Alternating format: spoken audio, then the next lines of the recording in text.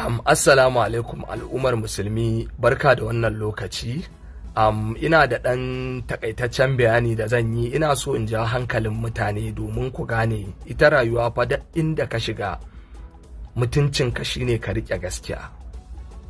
Mutuncinka shine ka riƙe gaskiya kuma kar ka zalunci na ƙasa da kai. So abubuwa da suke faruwa, maganar da Naziru sarkin waka ya fito yayi magana ce ya faɗa ta gaskiya, amma saboda wasu ba sa son ka fito ka faɗi gaskiya saboda mutuncin masana'antar su suna ganin yafi mutuncin ɗan adam, kuma Allah ya ce ya karrama ɗan adam fiye da komai a duniya.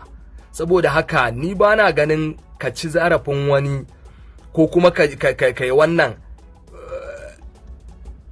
ka zalunci mutum mafita bace ba. No, tsakani da Allah abinda sarkin waka ya faɗa a masana'antar nan ta kani da almost wajen na kai shekara 15 a cikin harkar nan ko 10 misali ma a takaice. Duk wani abubuwan da yake faruwa na zalunci, a ɗauke ku a tafi location a je a yi shooting a dawo kowa yana jin yunwa, ba wanda aka ba ko sisi, wani zubin ma ko kuɗin motar da zaka je gidanku ma baka da shi. Duk mun yi wannan rayuwar. Ni editor ne, na koyi editing a Media Suit. A nan 'yan fim da yawa wasu suka sanni, kuma a nan suke zuwa su kawo mana aiki.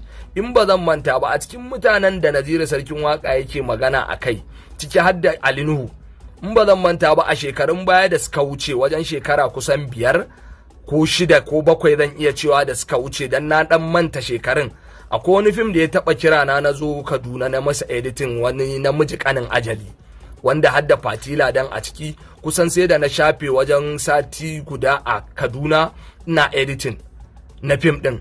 Na gama kuma muka zo Kano na yi trailer, na yi editing, aka yi polishing fim, na ba su kwafi ya fita kasuwa, amma fa ba a biya ni kuɗin aiki na ba.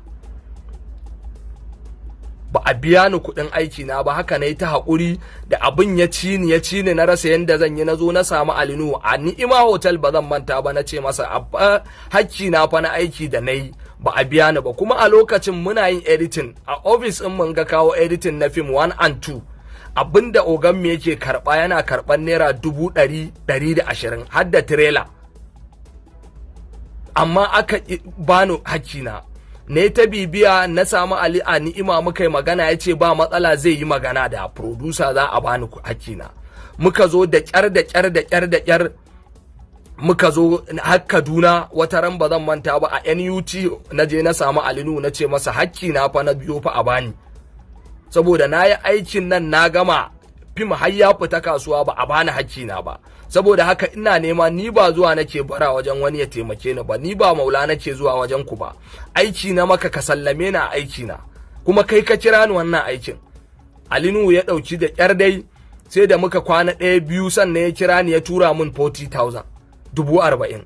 So na haƙura na karɓa na rabu da wannan. So akan wannan abin da na yi, shi ya jawo min farko muka dan fara samun matsala da Ali Nuhu, wanda a lokacin ba zan manta ba, akwai wani fim din shi Jinin Jikina da za a yi, fim din Umar M Sharif ne, za a yi shooting a Kaduna. Umar M Sharif ya daga waya ya kira ni ya ce, Ali za ka yi mana editing saboda mun ga ka iya kaza da sauransu. Na ce to ba damuwa, na gode. Muka yi magana da shi, ya ce amma shi yana da karamin karfi, da Allah zai bani part 1 zai ban 20,000, fim ɗin 1 to 4 ne zai ban 80,000. Na ce na ba matsala, zan yi a haka. So bayan kwana 1-2 shi da kansa Ali Nuhu ya kira ni ya ce min wannan fim ɗin fa ba za a yi da ni ba, saboda ya riga ya yi wa wani magana, kuma ni na san duk dan na yi magana wancan hakkin nawa ne a baya, shine ya ja min wannan problem ɗin. Amma kuma inda Allah yake sha'anin yake abinsa, again kuma a lokacin na samu aiki the same thing, muka haɗu kuma a location ɗaya a Kaduna, muka haɗu da shi Ali Nuhu, muka ya ganni ma ina yin wasu aikace. So ina so mutane su gane wani abu, wannan abun ba wai in tona za a yi, za a tono abubuwa da yawa marasa daɗi, amma ku zo kuna maganan ƙarya, kuna maganan wai kaza mutuncin masana'anta, mutuncin ɗan adam bai fi mutuncin Kannywood ba. Allah ma da kansa ya ce ya karrama dan adam, wani dan iska kawai ya zo ya ce wai shi mutuncin masana. Haka akan kes din Ummi Rahab ba zan manta ba, akwai shi ma wannan Falalu Dorayi kira na yake ce min in jare hannuna daga cikin maganan nan, saboda ina zuban musu da mutuncin masana'antar fim. Na ce masa yanzu mutuncin mace mutuncin ta yafi mutuncin Kannywood ne? So ina so mutane 'yan Kannywood su gane wani abu, mu ba wai muna kin Kannywood bane ko kuma ba masu, amma ba yanda za a yi ku dinga daukan wai dan adam ba a bakin komai ba, wani ba ku san baiwar da Allah ya mai ba, wani ba ku san waye shi a gurin Allah ba yanda za a yi mutum ya maka hidima ko ya maka aiki ko ya yi ma wani abu wanda za ka ɗauki haƙƙinsa ka bashi, wanda Allah ya ce duk wanda ya maka abu in dai ya ma kafin guminsa ya bushe ka biya shi haƙƙinsa, in baka da abin bashi sai ka gaya mai wane ka yi haƙuri abin nan kaza kaza kaza kaza. Amma bai kamata ku dinga zuwa kuna cewa kaza kaza kaza kaza kaza, shi ma duk a haka saboda wannan rigimar na Ummira Falal Dorayi zuwa ya cire na a gidan Badamasi. I don't care, ban damu ba saboda na san na yi taka rawa a ciki kuma dan an cire ni is normal. So ban san me yasa mutanen nan ba sa son a faɗa musu gaskiya ba, daga an faɗi gaskiya sai mutane su zo su dinga adawa, ai kai munafiki ne, kai waye bakin wa za ka yi wa bakin ciki. Allah kada ka bani, Allah kada ka dawwamar da ni a duniya in har zan kalli wani dan uwana ya samu ni'ima in masa bakin ciki. Ba ma bakin ciki da kowa, amma duk inda gaskiya ta zo a faɗe ta, wannan shine adalci, wannan shine adalci. Ba yanda za a yi yarinya daga ta shigo harkan nan wani zubin da yawa maganar da sarki ya faɗa gaskiya is true. Ina ganin wani producer ya fito yana wasu maganganu wani na san zuciya, mata nawa ne suka zo suka same mu suna gaya mana irin keta musu haddi da kuke yi in za ku sa su a fim, ku ce sai sun ba ku kansu. Haka Allah ya ce? So bai kamata mu dinga ganin gaskiya, ku kuma mutane masu 'yan kallo na gari kuna goyon bayan ƙarya, kuna goyon bayan rashin gaskiya, kuna ganin wai a daidai kuke. Ku ji tsoron Allah kuma. Allah ba azzalumin bayansa bane, kuma duk wanda ya zalunci wani wallahi Allah ba zai bar shi ba. Ire-irenka Naziru sarkin waka waɗanda suke iya tsayawa su fito ba sa tsoron wani, ba sa shakkar wani, su faɗi gaskiya inda gaskiya ta zo, Allah ya ƙaro su a cikin wannan harkar. Amma ba yanda za a yi mu dinga zama kawai da zalunci, ba inda zalunci zai kai ka wallahi. Duk duniya in ka zama azzalimi wallahi ko kai sama sai ka faɗo wallahi. Yawwa mu kiyaye, kuma Allah ya shirye mu baki ɗaya. Dukkan mu ƴan adam ne, za mu iya yin daidai, za mu iya yin ba daidai ba, amma duk inda muka yi kuskure Allah ya Ubangiji ka yafe mana kuma ka ɗora mu akan tafarki madaidaici. Wannan shine. Amma mu dinga gaskiya mu rike ta kawai, mu tsaya akan gaskiya. Ina gaya mutane wallahi duk masifar da muka shiga a ƙasar nan wallahi azimu ya ta'allaka ne da zalunci, kuma zaluncin ma na ƙasa waɗanda ba su da ƙarfi, waɗanda ana ganin ba komai bane ba. Wani karka ganshi a kaskance a wulakance, baka san waye shi a gurin Allah ba, wallahi ya fi ka mutunci da kima da daraja a gurin Allah, kai baka sani ba. Amma kana kallon sa a matsayin kaskantacce, wulakantacce, ko kuma bai isa ba, wallahi wannan kuskure ne, kuma in muka ci gaba da tafiya a haka wallahi azimu babu inda za mu ji. Dan haka mu kiyaye waɗanda ake zalunta a daina zaluntar su, a yi adalci. Yawwa Allah saka wa sarki Alinu sarkin Kannywood, Allah saka masa da alheri game da abubuwan da yake na alheri. Abin da yasa nake faɗar haka, akwai ta uwa kuma kaka Ladin Cima wacce aka fi sani da tambaya, uwa ce a harkar fim, wanda ta ce tana yin fina-finai ana biyan ta 3,000 4,000. To ya danganta da wani irin fim take yi. Kun san shi fim daraja ce da shi. A duk wanda yake fim ba wanda zai ce fim bai masa riga ba, bai masa wando ba. Da kai ba kowa bane, da ke ba kowa bace, da Allah ya mai da mu wani abu sanadiyar harkar da Allah ya zame ta, wato ita ce harkar fim. Abin da yasa nake faɗar harkar fim, shi akwai wanda za a biya ka 3,000, akwai wanda za a biya ka 2,000, akwai wanda za a biya ka 10,000, 100,000 har miliyan 1 wallahi ana biyan jarumai. Kowa ya sani fim ba inda bai kai ba, har gidan shugaban kasa, gidan gwamnoni, duk sanadiyar fim ya kai, ko mace ko namiji. Abin da yasa nake faɗar haka, magana ce ta kawo magana. Abin da yasa nace Allah saka Alinu da alheri, ita baiwar Allah nan a cikin hirar da aka yi da ita za ku ji ta ce ta shiga cikin damuwa, ta kuka, damuwar da ta ce duk duniya ba wanda zai cire ta sai dai Allah, da wanda kuma suka taimake ta.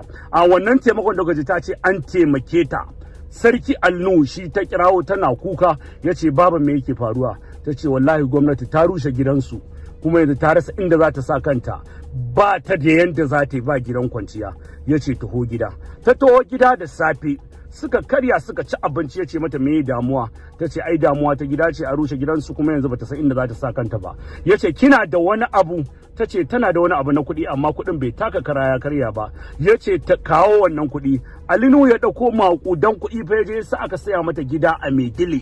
Suka haɗu da wani bawan Allah babban mawaki Kamilu Koko, ta da gidansa ta tare take zama. Kamilu Koko ya kawo taimakonsa aka saya mata gida babba fa. Aka gina mata, aka yi mata tiles, komai Alinu shi ya dinga yi, ya dinga zuwa gidan ma aka dinga gyare-gyare gidan har aka gama aka yi komai baiwa Allah nan ta tare. Da ta tare ta dinga masa addu'a, ta dinga masa addu'a, ta dinga masa addu'a. Baiwar Allah nan ta ce Allah saka masa da alheri, ya ce ba komai. Daga baya ya kira ta fim ɗinsa. Ya sa ta fim din ya bata 40,000, ta ce wallahi ba za ta karba ba sakamakon wacce kyautata da ya mata. Ya ce wallahi sai ta karba, ai wannan haƙƙin ta ne. Kun ji wannan kenan. Sannan kuma Alinu da kake ganin shi a harkar fim wallahi kaf shine yake yin kyauta ma ba wanda ya san yayi ma ba ya son ka sani. Allah ya ji kan Ahmed Isuhu. Yanzu har yanzu Alinu yana tare da family Ahmed Isuhu. Duk Ahmed Isuhu yan fim din mu ba wanda bai kyautata ba zamanin sa, amma wa yake kula da irin yan uwansu ko wani abu. Alinu shine dan fim zai shiga case ko na rashin lafiya ko na haihuwa ko na aure ya zo ya taimaka maka. Alinu shine yake jagora akan wannan abin. Ban manta akwai dan fim da lokacin zamanin Boko Haram aka yi masa, aka zo shi kamaraman ne ake zargin shi da irin tripod ko mai mutane yan gwa suke zata kamar shi dan Boko Haram ne, aka kai shi kaf dan fim din ba wanda ya je Banfai. Alinu shi yake zuwa duk irin wannan kesin. Harkar aure wallahi Alinu da kan zuwa kaf yan fim wanda ya aure wallahi mutane sun fi 20, kaji na rantse maka, wanda shine sadaki shine komai. Alinu jagora ne akan harkar fim. Sannan kuma duk wanda kaji ya zo yana zagin bin ko yana wani abu, to sai dai in ka san shi gwano shi ke jin warin jikinsa, abin da kake yi ne kake tunanin wasu suke yi. Sannan producing film da ake yanzu kamar mai shadda shekararsa nawa ne, yaro ne shigo harka film yanzu kaf duk film din da yake yana biyan kowa haƙƙinsa. Yanzu ba wai cika baki ba, shekara ta wajen 20 ina producing film. Kwanan nan nayi film Jaruma, nayi Makota, nayi Daga Tuna. Film ne wanda jarumai sun fi mutum 20, ba wanda ya taɓa yi na su biyar. Ba wanda ya taɓa yi na su biyar tun da nake harka film, kowa mutunci muke da shi. Haƙƙin mutum ka sauke shi ne zaka ke nasara. Sannan kuma shi kyautatawa ba wai fariya ake ba a rayuwa, ka zo ka ce kana da kaza kana da kaza ina da kaza. In za ka kyautata a dan adam ka kyautata masa ba wanda ya sani. Ko addinin mu haka yace kai kyauta hannun hagunka na dama, kai kyauta da hannun dama na hagu ma bai sani ba. To wallahi abin da Alinu yake yi. Kuma baiwar Allah na ai shi fim dama haka yake. Shi fim da kuke gani duk da kuna ganin abubuwa dai a duniya, al'umma ku shaida ne. Duk wacce ta zo harka fim ko wanda ya zo harka fim ba wai fim din ne ya bamu wannan kuɗin ba. Mutanen gari abokanan arziki saboda soyayya mutum zai kira ka harkar 10,000 ya baka 100,000. Sannan za a kira ki talla. Yanzu nawa ake yin talla ne? MTN ka gama ta an hoton ta kawai za a safa nawa ake bata. Pepsi, Coke, duka manyan kamfanin nuka za a je a talla nawa ake bayarwa. Su kansu iyayen ban manta Allah cikin mai aya talla nawa ta dinga yi. Uwa ma kawai shi kuma ɗaukaka daga Allah take da nasara daga Allah take. Akwai wanda shekarar su nawa za ga harkar fim din Allah bai ba su dama ba. Akwai kuma wanda suna harkar fim din sun zagi harkar fim din, Allah ya nuna musu ba su isa ba. Ai Allah shi yake kamu, duk ba mu san zamu fim ba, Allah ya kamu. Kuma da ana zaɓar sana'a ai ba wanda zai zaɓi, duk duniya kowace sana'a mutum yake yi zai iya cewa ya fi sha'awar waccan. To haka Allah ya kama harkar fim, duk abin da ga ana yi kowa da irin abin da Allah ya bashi.